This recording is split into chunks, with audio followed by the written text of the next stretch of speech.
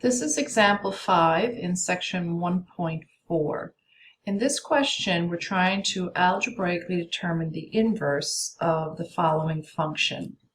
Looking at this function, we can see it's a quadratic in general form, so we do not know the vertex. So to algebraically find the inverse, it'd be a good thing to first put it in vertex form. So if we have 3x squared minus 6x plus 1, we know that the a value is 3, which gives us our vertical stretch.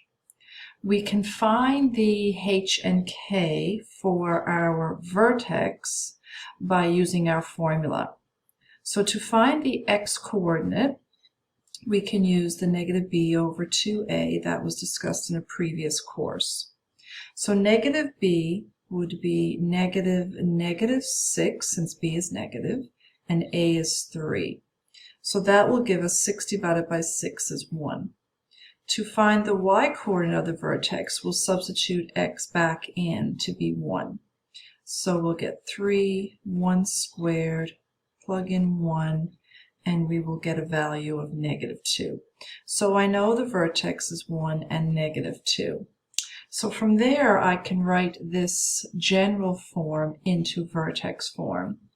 I will get y equals a x minus h squared plus k.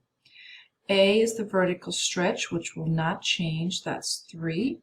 I have x subtract h is 1, and I have k to be negative 2, which means the parabola is going to translate 1 unit to the right and 2 units down. So just to have a little visual, I know the vertex is 1, negative 2, so I know I'm right here. I know the parabola opens upward because a is positive. I know that the y-intercept is 1 from the general form, which is their constant term. So I know it's going to hit here, and I know it's going to open up.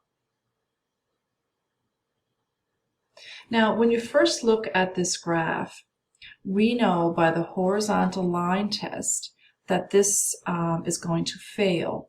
So I know that the inverse relation is not a function. And again, it's because it fails the horizontal line test. So my goal, if you look at the question, is to restrict the domain so that I can draw an inverse that is a function. Now, if I want it to be a function, then I want it to pass the horizontal line test. And the only way it's going to pass if you take a piece of this parabola, which is what we call restricting the domain. So I'm going to write down what the original equation of that quadratic is. So we already know it's 3x minus squared minus 2. But then I'm going to say, comma, I'm going to say, I only want a piece of it. So if I only want a piece of it, then I get to choose, do I want the left side or the right side? If I choose the right side, then I'm restricting the domain to be x is greater than or equal to 1. And if I decide to choose the right side, then I can write an equation for the inverse. So the inverse, f negative 1, and that's the notation we use for inverse.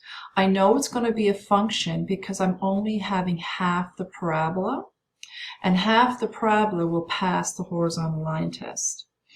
So how will I get the inverse equation? So that's the next step. We know that the original is this quadratic in vertex form, but how do I get that inverse equation? So what I know is if I have a quadratic, to get the equation, we are going to switch the x and the y variables, and then you are going to solve for y. So I'm going to add 2 to both sides. I'm going to divide by 3. So I get x plus 2 divided by 3. I'm going to square root to get rid of the squared, and I can have plus or minus. And then I'm going to add 1 to both sides. So this function, or sorry, this relation right here is the inverse of that quadratic. Now picture the inverse of a quadratic being a sideways parabola. So you see you have a plus and a minus, which means it has two parts. However, if I want this inverse to be a function, I have to choose one of those pieces. So because I'm choosing the right-hand side, then I'm going to choose the positive piece of the sideways parabola. If I decide that I want the left-hand side and not the right-hand side, well, the left-hand side is just one piece, again. So I end up writing down my parabola, but I restrict my domain and say I'm going to choose the values that are less than or equal to 1. So now I have the left piece. But if I want the inverse to be a function, then you have to choose the left part of the inverse as well. So that's why you use this subtraction. So this is what's called restricting the domain. And we restrict the domain so that the inverse will be a function. But you have to remember that we're only choosing a piece of the parabola, the left side or the right side. So just to show you using a graph of what it would look like. Now, in the blue, I have a coordinate 1, -2. This is the vertex that we found above. And you see that the blue is going to the right-hand side. That's because I'm choosing all values that are greater than 1. If I chose that same vertex, but chose values that were less than or equal to 1, then I would have went left. If I put two of them together, that's where you would have got that parabola that would have opened up. But I'm choosing pieces because I want to draw an inverse that's going to be a function. So let's look at the red.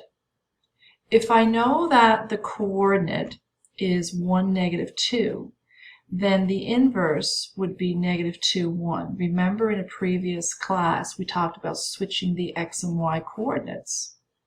So that's why the coordinate starts here.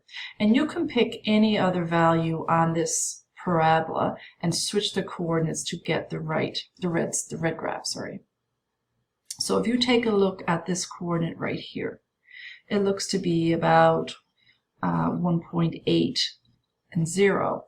So that's why if you look on the red, we see it's 0 and 1.8. So it's nice to show that there's two values. The point where they meet on this line is called invariant. It did not change.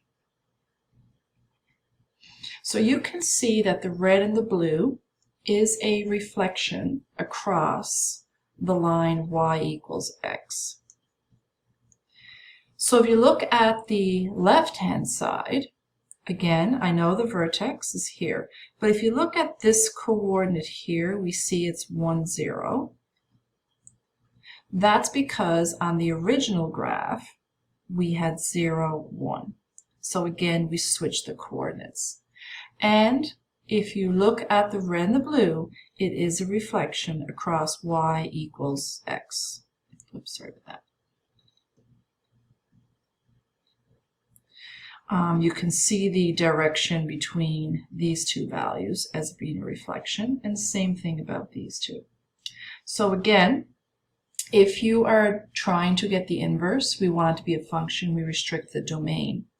If we looked at two of the reds together, then the parabola would have been a sideways parabola. But again, we are choosing, if we choose the right side of the parabola, we're choosing the top part of the inverse. And vice versa. If you choose the left side of the parabola, then you're going to get the bottom portion of the inverse.